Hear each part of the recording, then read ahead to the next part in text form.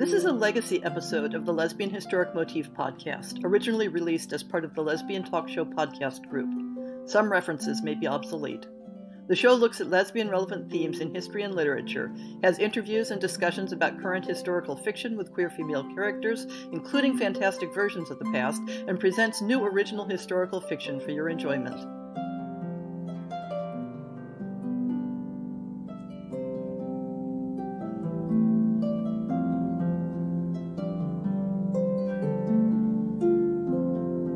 So T.T. Thomas, who we interviewed last week, has returned to the Lesbian Historic Motif podcast for our book appreciation segment to share her love for some other stories that have been set in fiction. Hi there. Hello. So what book would you like to talk about today? Well, actually, if I may, I'd like to talk about a couple of them. I'm a big fan of Karen Werlinger. Having read her Miserere, which I absolutely loved and did review. I like that book. I also like her other book, In This Small Spot, and there was another one called, what was that called? Neither Present Time. And I think she's working on some fantasy things right now. Yeah, she told us about it in the interview I did with her last month. Right. But Miserere set the tone for me and, made me realize she's an incredibly accomplished writer. Tell us what you really what specifically you enjoyed about the book. I like the juxtaposition of historical events with current events, and I like the religious references, and I love her characters, her settings, of course. Another person who completely wows me with her settings is Susan Gabriel. Her books are, I laugh a lot. Temple Secrets, True Luck Summer, and the original one I read of hers, which was The Secret Sense of Wildflower. She writes Southern What sort fiction. of historic settings does she use? Because I'm not familiar with her. She uses a combination of the the 30s and the present. They're generational, so people remember things.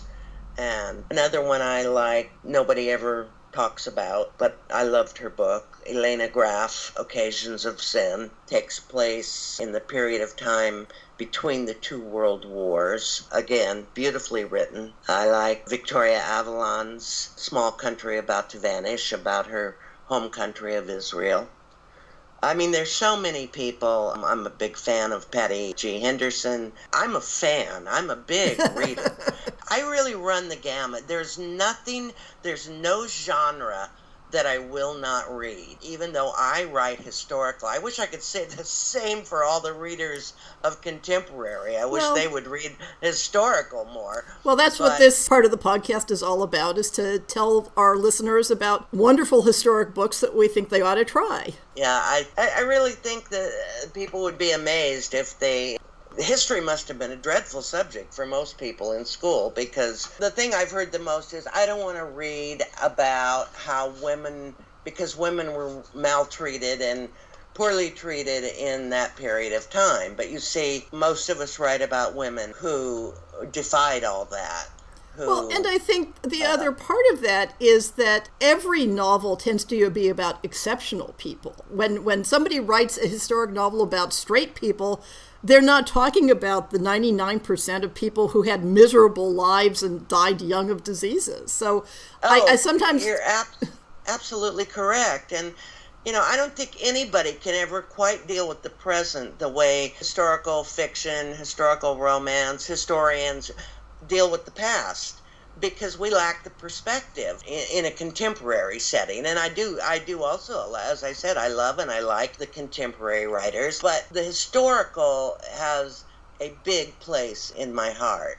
And I think that there's an importance to having books set in history that fall between, what was the phrase, life being short, brutish, and nasty, that stereotype of history versus completely fantasizing it and inventing sunlight and roses and daisies history that isn't any more true. And I think there's a broad space between that to tell stories about people who struggled, women who struggled to find happy lives, but who succeeded as well as anybody did.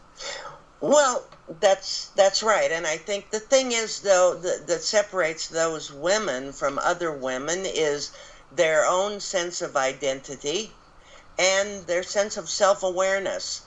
Those are two traits that the modern day person can surely identify with. And that's what makes those women in the historical context, whether it's history or fiction about history, so exciting, because they did have a sense of themselves and they were self-aware.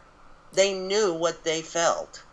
And that is, I think, the crux of living.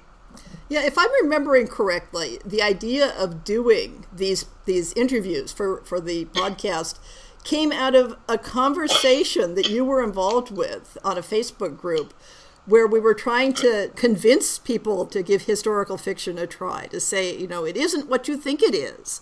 One thing that I've enjoyed, what made it interesting to me, is to match the lesbian historical timeline, at least as far as we know it, with the world historical timeline. When you do that, you set those two in a parallel universe with one another, you begin to see the incredible amount of sense of life, courage, bravery, imagination that these women had, yes, to overcome the culture and society in which they lived, but also to push it forward into the next decade and the next century. And that's quite a feat when you can do that. And that's what the women I write about, what I want them to do. I want them to make breakthroughs, because I know such women did exist thanks to modern scholarship. What we know about people like Anne Lister and Butler and Ponsonby. So and historic fiction is a way that we can share that knowledge and that understanding with our readers. So thank you very much, Tara, for coming on the show and sharing your love for historic fiction and for a few books in very particular. Oh, you're very welcome. Thank you. Thank you for having me.